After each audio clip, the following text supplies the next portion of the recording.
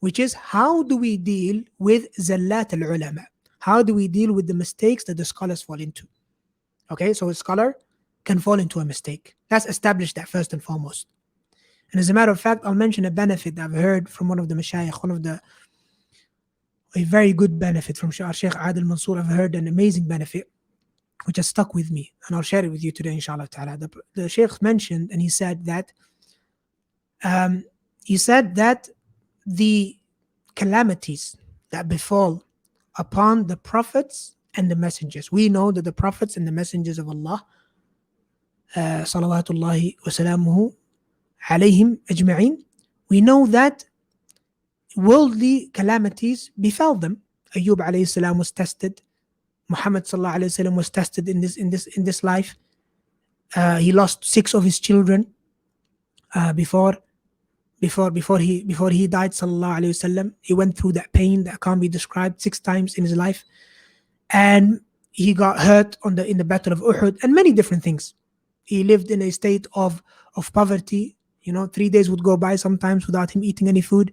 These calamities that befall the prophets and the messengers, why do they befall them? Now the Shaykh has mentioned a reason, one of the reasons why, which is this is in order to protect the station of rububiyyah, the station of lordship. In other words, the prophets and messengers of Allah, they are humans just like us.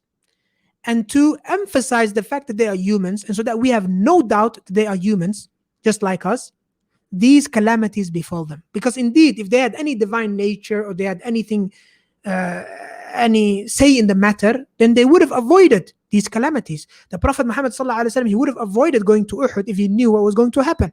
Right? He doesn't have the ilm al-ghayb. This teaches us as Muslims, or Allah subhanahu wa ta'ala, by way of this, He preserves the station of lordship, so that nobody goes out to think that any of the prophets have any of the aspects of lordship or rububiyyah with them. And these calamities are a proof for that. So we know this. But then the Shaykh, he said likewise, when it comes to the scholars, then he said no, that the scholars will fall into mistakes. And sometimes they will fall into very obvious mistakes. And the reason for this is to preserve the station of ittiba'. So there's a station that the scholars haven't reached and will never reach. This station is specific to Prophet Muhammad sallallahu alaihi wasallam in this ummah, which is the station of ittiba', the station of following the Prophet Muhammad sallallahu alaihi wasallam without asking any questions. Absolute following, al-ittiba'. This is a station that is for the Prophet Muhammad sallallahu alaihi wasallam. And some of the scholars, they mentioned that the kalimatu shahadatain, ashhadu an la ilaha illallah, ashhadu anna Muhammad Rasulullah, this is tawheed for Allah and tawheed for the messenger when it comes to ittiba'. So tawheed of ibad, of worship for Allah, and tawheed of ittiba' for the Prophet Muhammad sallallahu alaihi wasallam. In other words, we only worship Allah and we only follow Prophet Muhammad sallallahu alaihi wasallam in an absolute sense. So the Shaykh, he mentioned that the scholars falling into mistakes, this is something that Allah subhanahu wa ta'ala has decreed upon them in order to preserve the station of ittiba'. So they are bound to fall into mistakes. As a matter of fact, sometimes a scholar will fall into a mistake that you will scratch your head. You'll be like, how come this scholar who is so knowledgeable in fiqh, in aqeedah, in whatever it is, he's the, if you like, the reference point when it comes to fiqh. How did he make a mistake in such a fundamental, easy issue, if you like, or easy matter? This happens, and you only need to return back to the books of fiqh and the differing amongst the scholars to come across some examples, right?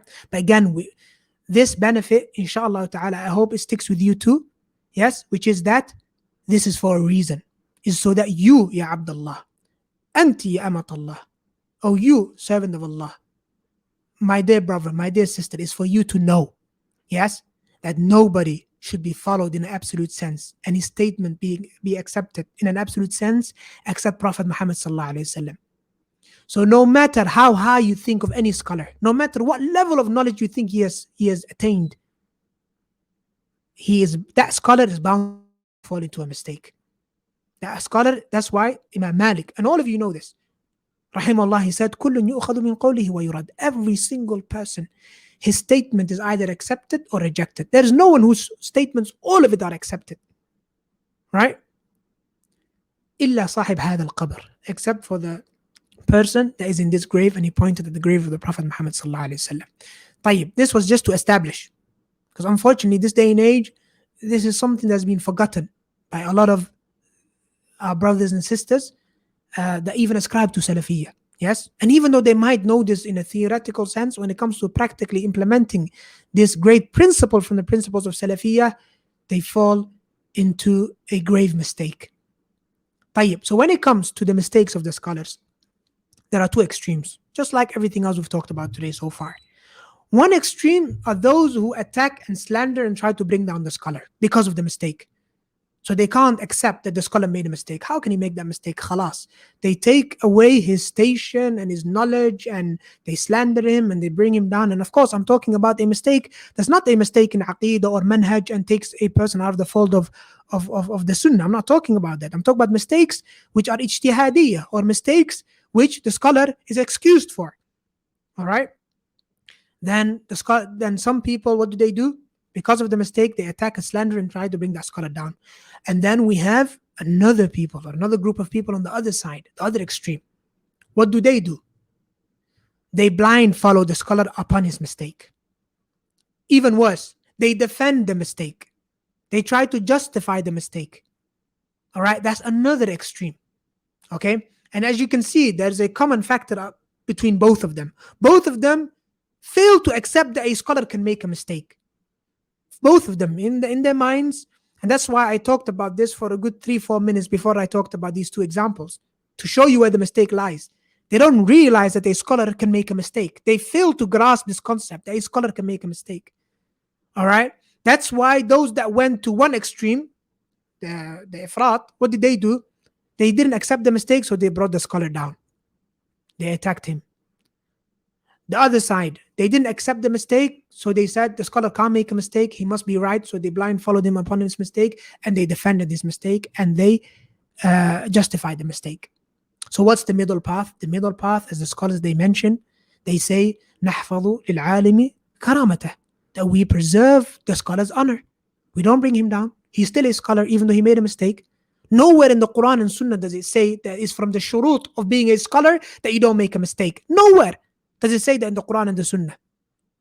Right? Otherwise, there would be no scholars on earth, like we said, other than Prophet Muhammad sallallahu alaihi wasallam, because everybody makes mistakes. Okay?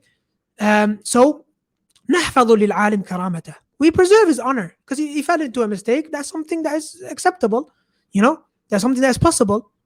Right? As long as it's not a mistake that he's stubborn upon, that takes him out of the fold of the Sunnah. All right? But at the same time, they say, even though we preserve his honor, we don't blind follow him upon the mistake. So we decouple the scholar from the mistake in that sense. All right? The scholar, we preserve his honor, but the mistake, we reject it.